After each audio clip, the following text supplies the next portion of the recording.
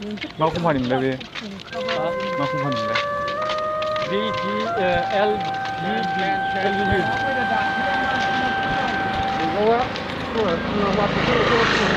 माइथिं famous ना गैला होनदो जाखा Ferrotech Structural Company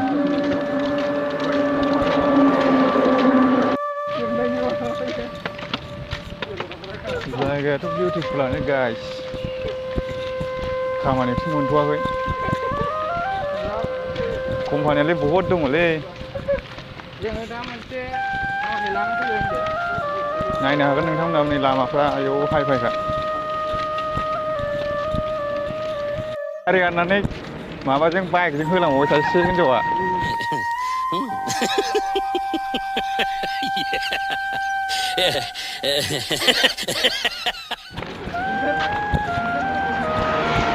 ओमफ्राय नैबे गाइस नै माबा बे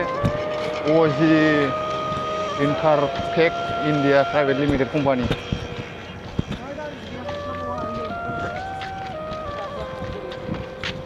सिङाव गार्डेन बायदिबो दङ गाइस होनदों नै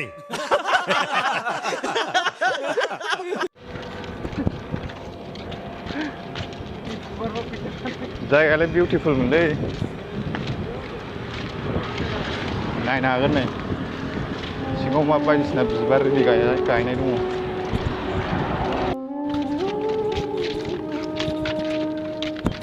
ओंखारफ्रा साखालुनि ब्लग भिडिअ बानायदां ओमफ्राय ओरै हाग्रायानो हाग्रा गाइस मा होनो बेखौ मा बिफां होनोमोनलाय गाग्रोम बिफां होनोलै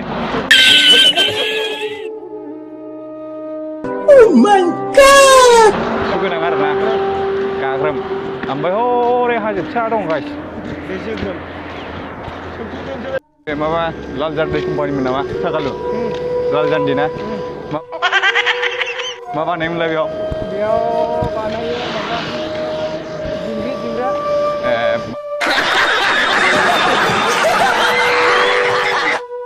माबानोलै रयेल एनफिल्डनि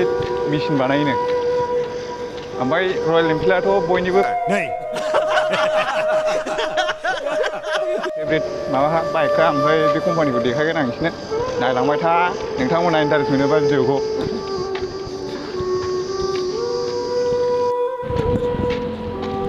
रयेल एनफिल्ड कम्पानि गाइस नायनो हागोन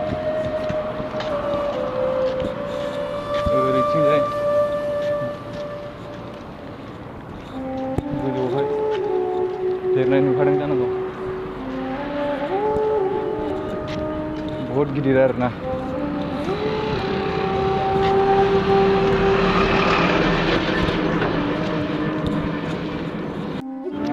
बाइकफोरखौ नायदो गाइस नै बेयावनो दोनो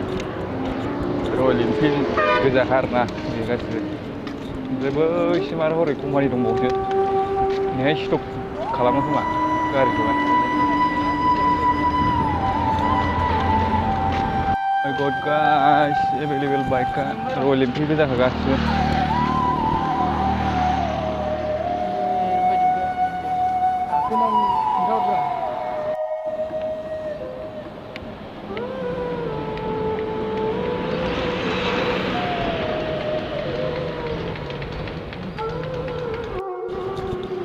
गाइस लामानि सेर सेरावहाय बिबार गायदों आरोना समायना नुदों जोबोदनो एमाजिं ओमफ्राय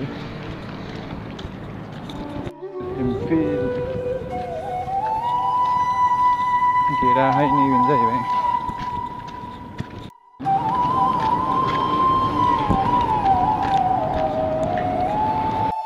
नैबे मेन गेट जाहैबाय दोनलाजोब गारिखौहाय बयबो दोनो गाइस साफा रयेल एनफिल्ड गारि गोजा बे ओमफ्राय गेटआ बे मोनसेबाव बावहाय मोनसे दंबावसो बे मोनसेया गेटआ हेल' गाइस दिनैनि भिडिअखौ बेयावनो दोनथ'नांसिगोन बायदि मोनबाय जोबोद मेंनायबो मोनबाय कम्पानि गिदिंनानैहाय ओमफ्राय नोंथांमोनहा भिडिअखौ मोजां मोनदोंबा लाइक खालामदो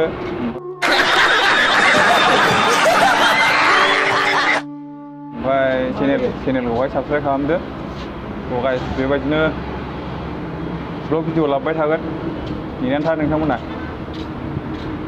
थ' गाइस बाय बाय